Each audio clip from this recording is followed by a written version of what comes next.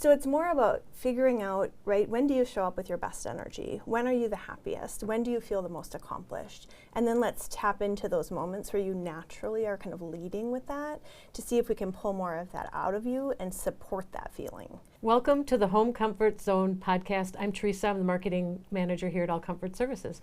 Today I have a special guest. I have Maggie Schultz from, she's the Human Resources Manager at 1901. Welcome, Maggie. Thank you. I'm excited to be here. So tell us about 1901.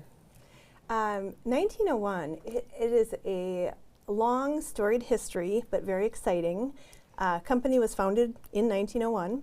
It's been around in 2026. We're celebrating our 125th anniversary in business. So a very exciting time. We used to be called Highland Hall, and then H&H Industries, H&H Group, variations of that name. And rebranded to 1901 about 15 years ago, and have been 1901 ever since. We are an MEP construction company, so we do mechanical, electrical, and plumbing in the south central Wisconsin area, sometimes traveling a little bit farther than that, but most of our work and most of our employees are here in south central Wisconsin. All right, so what kind of industry are you serving? What types of work is it? Yeah, it's unique. We actually do what I call hard stuff. We build hospital wings, clinics, schools, dormitories, tech, pharmaceuticals. Things that we don't do are single-family residential homes, high-rise apartments. That's actually not our sweet spot. So I like to say we work on hard things, and we generally don't build the same building twice. And what does an HR professional do in a construction company? Great question. I am an HR team of one currently, and so I do pretty much anything that you would think of that would fall under that HR umbrella. And then I also take on a lot of other tasks that might relate to marketing, new employee onboarding. I help the payroll team quite a bit. I take on a lot of stuff within our building management and our facilities. So really, jack of all trades in many ways, doing a lot of different stuff and a lot of employee education. And what brought you to that role? So I was recruited to 1901. I actually grew up doing HR at Epic, if you're familiar, as most people are. I worked out at Epic for about 12 years in the HR space, and then I had moved on to a few other HR type roles. After COVID, I was ready to do something different.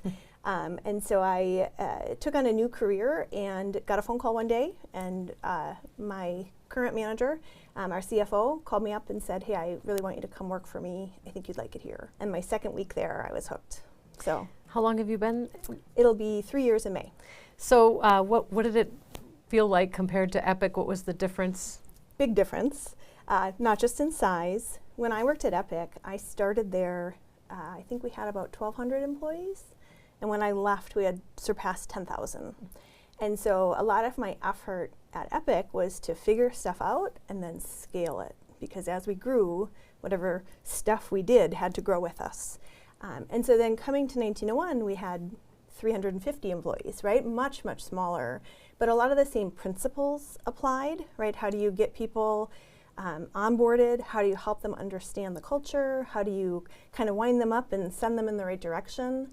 And so a lot of the stuff I had learned at Epic really applied in terms of just setting that culture, having tough conversations, treating people respectfully, you know, from recruiting to ongoing performance management to a departure, just making sure that people felt supported. Culture is a great topic, and I think it can make or break a company, having the culture, the right culture, and you know more about that than I do. Can you tell us a little bit more what you've been doing, what you learned at Epic? And Sure. At Epic, they were really good, and this is something a lot of people comment on is, you know, people at Epic, you have to drink the Kool-Aid, right? You have to really buy into their way of thinking. And I quickly learned, right, at a construction company, what worked for software developers may not work for construction employees. But a lot of the principles still applied, right? Telling them what they need to know, making sure they have resources, managing the communication. And so the culture really is how you do those things. The way I explained it to my team was, if I was going to give you a bonus check, right? I could walk by your desk and throw it at you, here you go, right? You get the check, Yeah. right? But do you feel respected? Do you feel celebrated, right? Or I could wait for you to come in. I could have a sign on the wall, right? Or I could gather people around to celebrate you in some way. And so making sure that the message you're trying to deliver, the way you're delivering that message, the atmosphere around you, if you can control those things and have them reinforce your culture, people will take away a lot more than just the bonus check. Is that something that Epic focused on and then that you learned while you're on the job? Epic did a really good job, and I think Judy really set that tone for just, you do the right thing, even if it's hard. You do the right thing for a person, even if you have to now do it for 100 people. You know, you just had to figure out how to maintain that standard, right? You didn't let your standards go down just because it became more difficult. You had to figure it out. Or you could find a new way to do it while you still ensured that like certain things were delivered. Epic does a great job of onboarding their staff. They take time out of their days once a month for a staff meeting so that every single person, all 10,000 people, still come together to hear that message delivered from one mouth, right? It's not word of mouth, you don't get half the message, right? And they prioritize that and they really make that a thing. And so finding other ways in other companies, because again, just because it worked at Epic doesn't mean that same thing will work at 1901 or somewhere else, but finding ways to figure out what is the important part of what I'm doing and how can I learn from that kind of standard of making sure we do it well and making sure it's received, and then find a creative way, right, to do it here. So I don't know if you know this answer, but are those some of the things that a lot of companies are doing or have figured out? And is that where some of those principles came from and the Epic used? Yeah, I think Epic was really original in that a long time ago. Judy really prioritized some things before they were popular, per se. And there are different ways to kind of roll those things out that may or may not work. She found a way to make it work for her. And I think my challenge at 1901 is to find a way to do those things that are still authentic to who 1901 is. When I onboard a new employee, for example, I always tell the story of my first day. When I started here, I met Paul Christensen, our CEO. He shook my hand and said, "I'm so excited that you're here. We are a company that cares about people," right? And I knew that meant, he didn't say we make this much money or we work in this many trades or we have this many projects. And so how can I make sure that everything I do really makes people feel cared about? Because that's what I was told was important. I did follow up that question to him and say, what are our values as a company and as an organization? Because, right, if I have to solve a tough problem as an HR person, I can't sit at my desk and think, well, what would Paul do, right? I need to know what Paul values and what our company values so that I can make those decisions that reflect those values. And so he was honest and said it had been a long time since they had had those conversations. And so that kicked off for us a year-long process where we surveyed every single employee, office and field, and asked them, what keeps you here? Why do you like 1901? Why do you stay here? How do you solve problems? How do you treat people? What do you tell your apprentices that they need to know in order to grow here? And we took all of those responses and we created a visual. I'm a very visual person and I like to draw pictures to explain concepts. And so we made a cornerstone wall, which most people know what that is, right? And laying that first stone, right, kind of sets the success up for the rest of the wall. And so we outlined all of those principles that we had collected and we called it the building blocks to our success.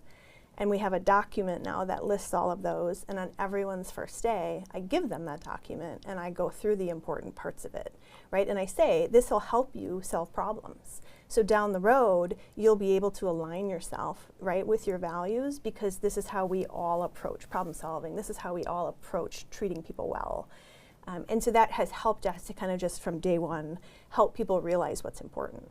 You know, I saw an interesting talk recently about values, and you can't make people change if they don't adopt those values or value the values. What are some things you do around that topic about getting people engaged? Yeah. And then finding out if they're not engaged? Right. There's a lot of things you can just say, right, do this thing, right? People who work here do these things. And that works sometimes. But to your point, let's say you have someone who's just a little grumpy, right? And one of our values is to be positive. Well, I can't go up to them and say, hey, stop being grumpy, start being positive. It doesn't work, right? So it's more about figuring out, right, when do you show up with your best energy? When are you the happiest? When do you feel the most accomplished? And then let's tap into those moments where you naturally are kind of leading with that to see if we can pull more of that out of you and support that feeling. So that instead of you feeling like you have to be grumpy, because maybe that works in a different life or at home or whatever, right, you can actually feel safe being a little bit more vulnerable and being a little bit more forward-facing and being a little bit more positive. So is that something you mean you coach, when you say you coach them? What are some things that 1901 does to promote that? So we do a lot of, like, we have a monthly lunch and we cater in food and we invite our office to all kind of leave their workstation and come and have lunch, but also then eat together. So it isn't just about getting the free lunch, it's also the camaraderie, right? Today we played bingo as a whole building. The gal in charge up front, Michelle, right? She put a Teams meeting out. She said, whoever wants to play, let me know. She brought bingo cards around. And so we're all working, but then we're also doing this kind of fun thing on the side because it's Friday and it's been a long week. And to take 10 minutes out and feel connected, and then to also watch the chatter within the Teams group for the bingo, right? I'm chatting with people I don't normally work with. We're having fun. I'm learning about them. So it's just like little things that you can do to just reinforce, like, we're all human. A sense of safety. Yes, and excitement and fun, right? Like, we all have a different thing to achieve today, but we all kind of have the same end goal, is to make 1901 successful. And so what have I done? I don't wear work boots to work. I don't wear my hard hat every day, right? But I work for a construction company. So finding those small ways that you can lend your time, your talent, your effort towards, you know, getting something closer to success, closer to finished, closer to being helpful for someone else. Yeah, and it sounds like it's about building trust and links between each other. Then they can engage with other coworkers that they might not have, and they can find, build trust among each other. Yeah. And you had asked earlier about how do you help people kind of see that or develop those skills. I have it written on my whiteboard in my office, but it says values equal relationships equal success. And I help people understand, right, trust you mentioned. If I'm trustworthy, right, how are you trustworthy? I do what I say I'm going to do, I'm consistent. Then you'll trust me more, and that builds a relationship. And then if I ever need something and I call you, right, you know that you can count on me, or that I can count on you to, like, follow through on that thing, because we've built that rapport with each other. Not just because that's your job and it's assigned to you, right? Because you probably have a million things to do today.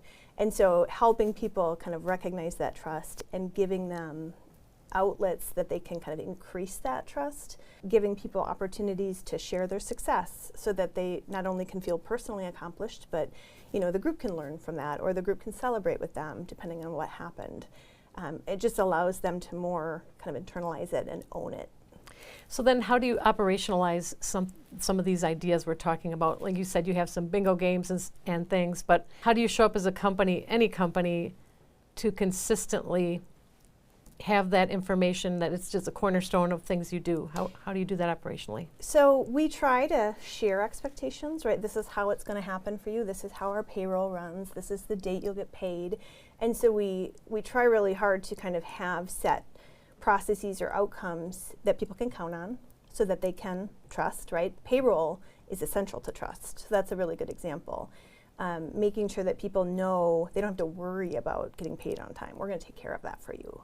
And then following through on that. If we do make a mistake, owning it immediately. Hey, we messed this thing up. This is how we can fix it. Does that work for you? And then, allowing them to kind of have that feedback, have that moment. Maybe they're upset, whatever it is. We're human too. And so let's work together to figure out how we can fix this in a way that you feel good about. Do you have any types of, on your employee manual, expectations of employees? And then, what's a good way for a company to set up a plan so that it builds success? So expectations on the job, is that your role, or how does that fall in? I don't know if it is my role, but I certainly try to push that to everyone that I interact with. Managing expectations is a big one, right? What are people capable of? I learned this early on, asking a lot of construction workers who've maybe been in the industry for 30 years to log in and do this quick thing on their computer is maybe not their skill set or their strong suit. And so now that I know that, right, it's the expectation of what can you do and what is possible. And then I'll make sure that I can meet you where you're at so that you can still feel comfortable doing what you need to do and I get what I need. So a lot of it is managing expectations. Is there anything on the forefront in the HR arena that you want to bring to the job, or something you'd like to share that you've learned that you think that it's a best practice and it would be helpful for people to know about? Yeah, I think it boils down to those values, and helping them understand that they're not just words on paper, right? When we say be positive, what we mean by that, right, isn't to just show up with a fake smile on your face, but it's to show up with authenticity, right? Be excited about the work that you do. And if you're not excited, if you don't like it, say something. Mm-hmm. I don't like when people feel stuck and they're not growing, right? And luckily, we are a growing company. There's all kinds of stuff that can get worked on and should get worked on. And navigating all of that without feeling overwhelmed, right? Here's 100 things to do. It's sometimes hard, but hey, here's 2 really important things and then 10 other things if you want to work on those. It gives people the ability to kind of take them and make them their own, and they can kind of lead with that authenticity and with that genuine interest. Are there any references, any authors or latest things that you've read about that you want to share? Yeah, so I read a lot. 2 workbooks, quote unquote, that I learned from Epic that I've taken with me to every job I've had, every career I've had. How to Win Friends and Influence People is always a good one. And I tell everyone it's great because you can pick and choose the chapters that mean something to you in the moment. You don't have to read the whole book, right? You can just read a 4 or 5 page chapter that may relate to something that you're struggling with that can help. So that's a good foundational book because you can apply it to so many places. In fact, exactly. And in fact, you can, I've read it years ago, whenever, and I could go back to it now and still find some things that I could apply. So you're right, just read the chapter, and then later on in your career, you might go back to it and then and see another sort of meaning to it. Yeah. Another book, The 7 Habits of Highly Effective People, one of the most boring books to read, start to finish, but each chapter has such a valuable lesson.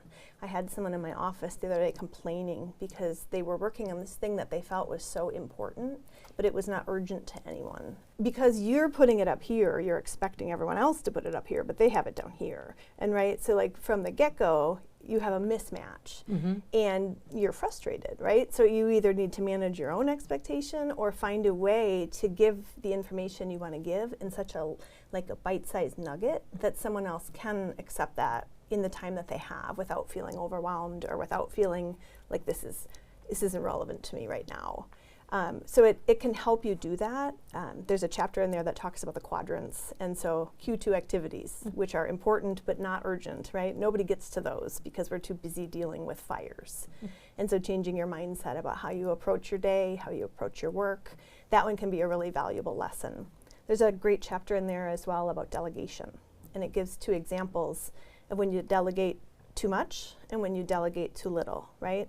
I think the example in the book is a woman driving a boat and her son is water skiing behind them and her friend is trying to take a picture of her son as they're hitting the waves, and she's saying, okay, take the picture, right? Which is a terrible way to delegate.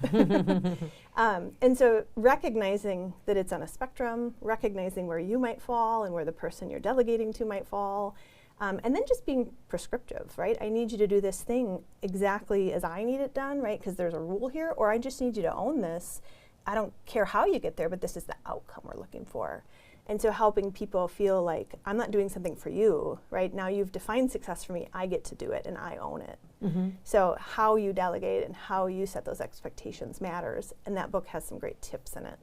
I've often heard of it not getting caught up in the outcome of another way to say your expectations. Ideally, it's find your own sense and your own intrinsic idea of what you value, and don't expect others to see the same type of thing. Then there's a lot less anxiety around that. Right. The other book I just finished reading, actually, and I recommend it, they also have podcasts, is Freakonomics. Have you heard of those?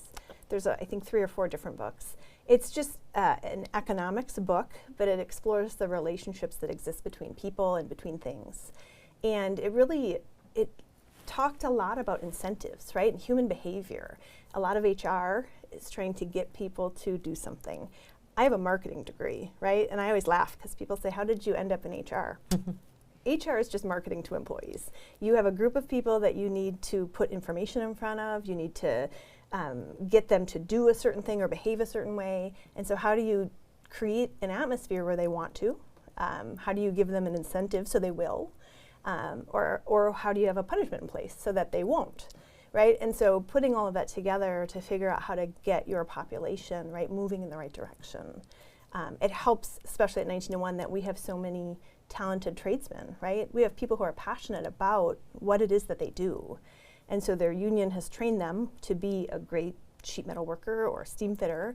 And then 1901 comes along to give them the project and the pay and the benefit, right? And I think what's missing and what we're working to add is also providing that whole being support. We also want you to be a good person and to be a healthy person. And so if we can find a way to combine all of those things together, right, ideally then that individual, right, is in that sweet spot where they're doing what they love all day, they're getting paid really well to do it, and they're being given further opportunity. It's interesting what I've learned about my coworkers in the trades here at All Comfort Services, that they have a sense of service. Mm-hmm. So if they weren't a plumber, electrician, HVAC technician, they would have been a paramedic, a doctor, a nurse, in the military, which a lot of them have served or are serving. And so they all have this sense of service. So they don't want people to toot their horn. They don't want to toot their horn. That's not what they're about. Mm-hmm. They go in, and it's just like 911. They go in, they help somebody, and that's what they want to do. They want to be of service. Right. So for me, as a marketer, it's not easy to, they won't tell their story. So I have to tell the story for them. Mm-hmm. And so do you have the same situation? And if so, how do you motivate or get them to come out about what they do and have a sense of pride because they would rather not talk about it? Yeah, we definitely have a sense of people not wanting the spotlight. And there are a lot of really great stories that we've been able to pull out as part of our 125th year celebration. We're actually having a lunch in a couple of weeks where we've invited all of our generational employees. So we have a mom, 2 sons who work for us, who are both through the trades. We have actually quite a few parent-child relationships. We have a couple of sets of brothers, right? And how great is it that you love your job and where you work so much that you tell your friends, you tell your family, come work with me. It's so great here, right? And then we survey a lot of people, and it is difficult to get them to kind of share what makes them unique and what motivates them. Mm-hmm. But once you can kind of get them talking, usually if you can get them to reflect about their own growth, where did you start, right? How old were you when you started in your apprenticeship? Who was your first foreman and how were they? What did you learn from them? Then you can usually get them to talk about and really recognize how far they've come as well. Great. So you're going through your anniversary year, and you're doing all kinds of different cameos of everybody. Yeah. What other kinds of things are you doing to celebrate this year? We just had in February what we called our alumni gathering. So we had a luncheon, and we invited all of the employees who had retired from 1901 in the past. I shouldn't say all, but some of the long-term employees. So we had, I want to say there were about 14 people in the room, and it was over a couple hundred years total in tenure. There was a woman who worked for about 35 years, but she took 17 years off in between to raise her kids. So talking to employees who started back when it was H&H in the 60s and 70s, and what was it like back then, right? How did you guys communicate with each other? That was my takeaway, is learning, now it's so easy, but back then they said, oh, I had a pager, and I had to leave my house every morning with quarters in my pocket, or change in my pocket, I don't think it was quarters, so that I could call back into the shop if I got paged. Sure. And so just hearing what was the same, right? Producing high quality work, excellent craftsmanship, but also what's different, right? The pace of work, the pace of information. And so really, it was really great to see and hear what they had to say. And for me, it was really rewarding to see that so many of the ideals that they outlined, we still hold true today. And so that stuff, it's like a layer where every time someone new starts and someone mentors them, you're passing on.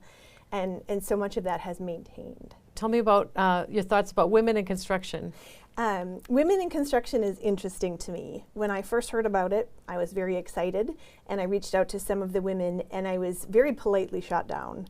Not because they didn't want to participate, but because they didn't feel different, and they didn't feel that having a week to dedicate to them was necessary.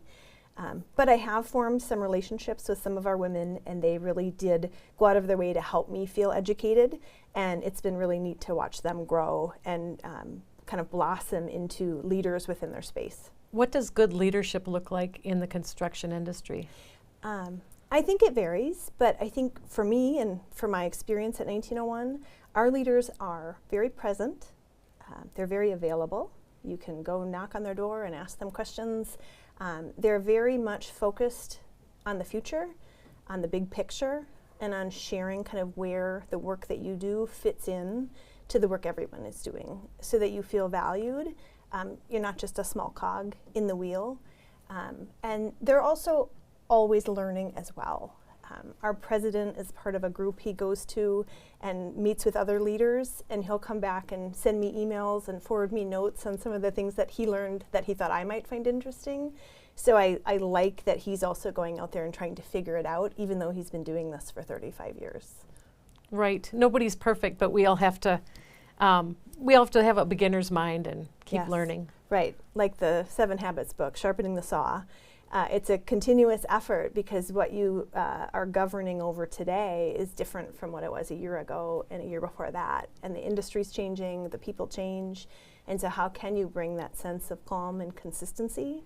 How can you present and promote the growth? Where are we going? Is it intentional? Are we reacting? Are we proactive?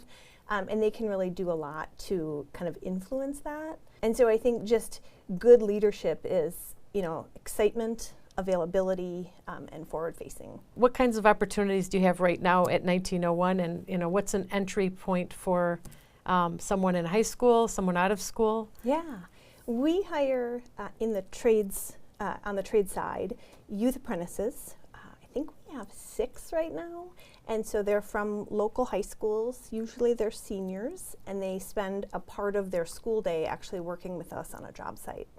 And so that's a great way to get the youth exposed and involved to a real job site and a real task that they're accomplishing. They're not just working in a controlled environment per se. We also do a lot of community support through career fairs. I think this spring we've gone to 6 local different high schools. We also go to colleges. And so we try to bring in people and raise that awareness. We also will, we do a Take Your Kids to Work Day where kids can come in and learn. We participate in Kids Build Wisconsin, which is a huge event this year on Willow Island. And we have a booth there where we bring in a lot of kids who want to be exposed to things. And then in terms of entry-level positions, we want smart, passionate, motivated people. In one of the books that I'd mentioned, the Freakonomics book, there's a chapter that talks about think like a kid. And it said that kids are kind of in love with their own audacity, right? And if you're passionate about something, you'll go much farther than someone who just is forced to train and focus. And so trying to tap into just your natural curiosity and interest. If you like to do things and solve problems, right, we probably have a role for you. And then it's finding that right match of what is your interest and your talent and your background, how techie are you, right? In the construction industry, a lot of people don't have really good computer skills. But that's changing. And so if you're someone who naturally can learn computer programs quickly, right? Maybe there's a future for you in the BIM CAD space. That's growing like crazy. We're looking for someone in there. And so I think there's a lot of places that you can get started as long as you're open to maybe something you didn't think of before. If you're looking, entry level, or if you have a lot of skills and you're willing to pivot and apply them to the construction world. Tell me about the Youth Apprenticeship Program. Where is it administered from? The Youth Apprenticeship Program, the high school actually administers each on their own. So we get a little bit of a different flavor from every school that we work with. Typically, the students find us They reach out and say, I'm working with my counselor, I'm interested in a role, being an electrician, are you hiring a youth apprentice? So we don't go find them per se, they usually find us. And then there's some requirement, they're a little different for each school, but you spend a certain number of hours with us, whether it's half days and then you go to school the other half, or maybe it's 3 days a week in school, 2 days a week all day at a job site. But the goal is to give you real work, hands-on experience over time. And then as people graduate, then we will work with them over the summer to hopefully get them into a union and get their letter of interest, and then they can officially kind of come on as an employee that is under the union arrangement then. Thank you so much for sharing everything today, and I hope you have a great anniversary year. Yeah, we are excited. We have a lot more planned this summer and upcoming. We've done a lot of digging in our archives in terms of old photos. We're trying to find ways to get current employees involved a little bit more. And we have a big picnic planned for late in the summer as well. So That's it should be a good year. Thank you.